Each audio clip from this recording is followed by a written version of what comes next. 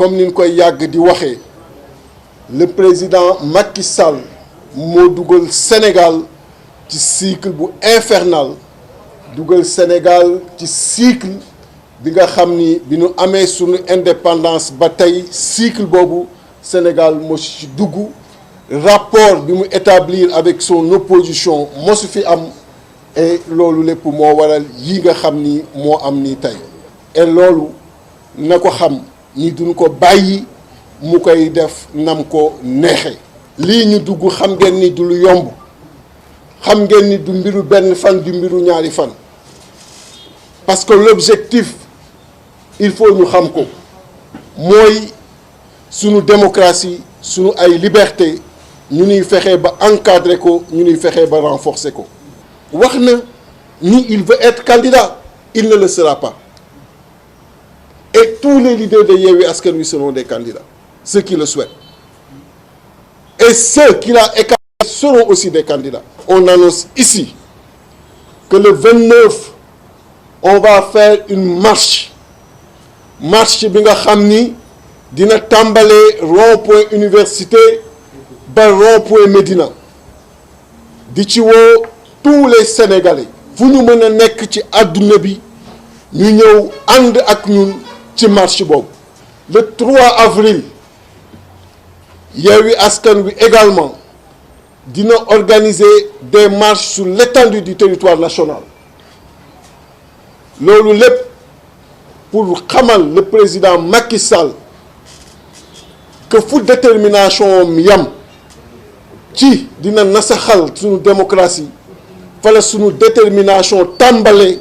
ni que daanu taxawu sunu démocratie. Docteur Babacar Niang mi jiite hôpital bi leen di Suma assistance dégluwaat nañ ko ni ki démb ci lu ñeel hospitalisation Ousmane Sonko ci boobule hôpital ginnaaw bi nga xamante ne Ousmane Sonko dafa fasaloon ay kaddu mu jàpp ni dañ ko daal di sotti benn liquide ngir assassiné ko loolu nag mi ngi am bés bi procès bi doon dox diggante Mame Mbaye Niang ak Ousmane Sonko tontu li Babacar Niang mu daal di fësal daanaka ñoom jotewuñu woon laale ak Ousmane Sonko ndaxte kooku dafa daal di indi benn staff médical ñoo ko daal di consulter ci boobule hôpital loolu nag du forcé ndaxte kenn ku nekk am nga sañ-sañ indi benn spécialiste wala sa ay service ci benn hôpital wala ci benn clinique ngir ñu consulter la foofu moom moomeekat di Babacar Niang jotoon nañ ko déglu ci lu ñeel Fatou Doudou Fall fële ci Médina mu nekkoon agent ci mairie bu Bamba Fall fële ci Médina sûreté urbaine mu daal di koy topp ci lu ñeel non assistance à une personne en danger et homicide involontaire. Procès en diffamation diggante Ousmane Sonko Mame Mbaye Niang di wéy ba tey di indi jafe-jafe ci askan wi ginnaaw manifestation yi te mu daal di jur yàqu-yàqu yu bëri ci station yi ci Auchan yi besa ci bus Dakar Dem Dikk yi jamono jileekat njàng mi moo daal di ci sóobu ak ay arrestation ay fan a ngi nii ñu seetlu ne dafa am suñu naataango jàngalekat yu bëri yu nga xam ne nii dañ leen jàpp ñoo seen ay élèves dugal leen ci kaso bi maanaam caabi féete leen gannaaw loolu nag ñu koy naqarlu ba fi naqarlu yem di fàttali ne am na sax lu gën a garaaw lu ñu commencé seetlu depuis fan yi weesu muy léegi nag force de l'ordre yi dañu tàmbale dugg ci biir l'école yi maanaam di rëbb ay jàngalekat di leen jàpp di yóbbu ñu ne loolu duñ ko nangu tey duñ ko nangu suba ndax ñooñu ñu ngi leen fekk dans l'exercice de leur fonction di leen bëgg a indil ay lu nga xam ne nii kenn mënu ko nangu. SAEMS di syndicat jàngalekat yi di ñaawlu yooyu lay doxalin te di sàkku jàmm mën a am ci biir l'école yi. réew mi bu nu bëggee mu nekk ci jàmm faaw ñu maanaam jéem a respecter li ñuy wax les principes de l'état de droit état de droit nag da ciy bokk li ñuy wax le respect des libertés collectives et individuelles maanaam ñu may nit ñëpp ñu moom seen bopp moomeel googu ñu mu am ko ci maanaam lu jëm ci kàddu yi ñu war a yëkkati jëmale ko ci doxalinu réew mi ñu def ko ci seen teyu bakken waaye tamit mu bokk ci kàddu yi nga xam ne nii tamit dañ koy war a jëmale ci doxu ñaxtu bu ñu war a dox ñu may leen ñu def ko. mu mel ni boobule doxalin la ko si depp daal di am di benn plateforme bu société civile bi yëngatu ci wàllum l'école yi di ñaawlu teg loxo yi ñuy daal di def jàngalekat yi ak élèves yi. ku jàmm mën a dellusiwaat ci l'école yi di yëkkati kàddoom yi tamit ngir ñu mën a jëlee politique ci l'école yi.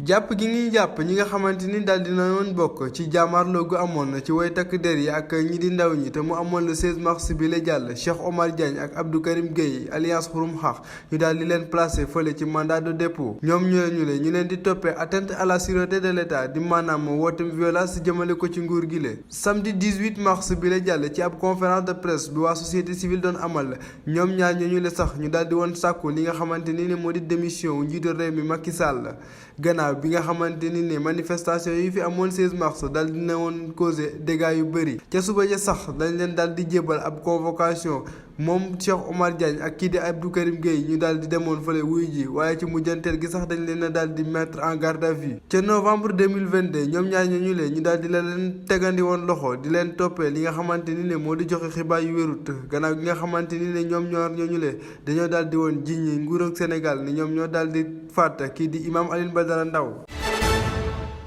ñoom njiit yi la sax dañ leen a waroon a daal di teg loxo daal di leen yóbbu fële ca haute cour de justice ñi gisee ni ñu mel ñoo di député coalition Yewwi Askan Wi waral ba tax ñu daal di déposé fële ci assemblée nationale ab benn résolution pour la mise en accusation jëmale ko ci jawriñ ji yor lépp lu yëpp ci biir réew mi ak kaaraange gi di Antoine Félix Diome ak naataangoom bi yor wàllum armée bi di Sidiki Kaba co-commandant de la gendarmerie di général Moussa Fall boo ci njiital police nationale di Seydou Bokar Yàgg ñoom député yooyu la sax jàpp ne li xewoon 16 mars bi la jàll ci procès bi doxoon ci diggante Ousmane Sonko ak kii di Mame Mbaye Niang ñoom ñooñulee seen loxo setu ci benn yoon 16 mars boobule ñu nemmeeku woon ay jàmmarloo yu metti woon yi doxoon ci diggante ndaw yi ak way takk der yi ba waral ñu am lu toll ci 4 téeméeri doomi aadama yi nga xamante ne dañ leen daal di teg loxo.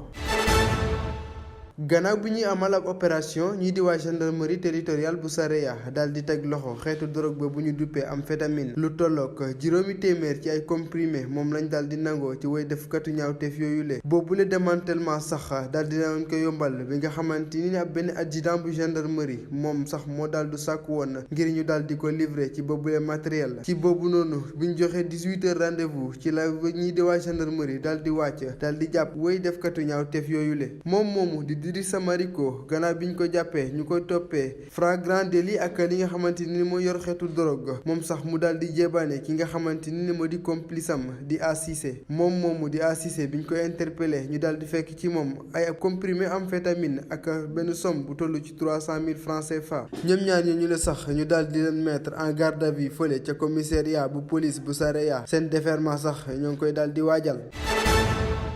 li ko dalee fanweeri fan ak benn ci weeru mars bi atum ren jile daanaka dootul amati lii di transgenre ci compétition jigéen yi ci wàllum athlétisme ku dogal boobule kii di Sébastien Coe moo ko daal di jël mi nga xamante ne moo jiitee athlétisme mondial. transgenre mooy doxalin bi nga xamante ne góor wala jigéen sax dañuy faral di changer seen awra di sabab boobule doxalin fédération internationale de protection dafa jàpp ni jigéen yi nga xamante ne dañu daal di nekk ay transgenre dañuy gën a am avantage te ñi nga xamante ne ñooñu dañ ko judowaale ndaxte règlement bu bees bi ni dafa jàpp ni kat taux de testostérone dafa war a toll 7 mol ci at mi règlement boobule daanaka ñëpp ànduñu ci ku ci mel ni champion mondial du sud-africain Caster Semenya nekk double champion 800 mètres ci atum 2018 ndaxte moom sax dafa mujjee dugal benn recours ci tribunal arbitral du sport di TAS ndaxte moom di TAS boobule recours dañ ko mujjee nee na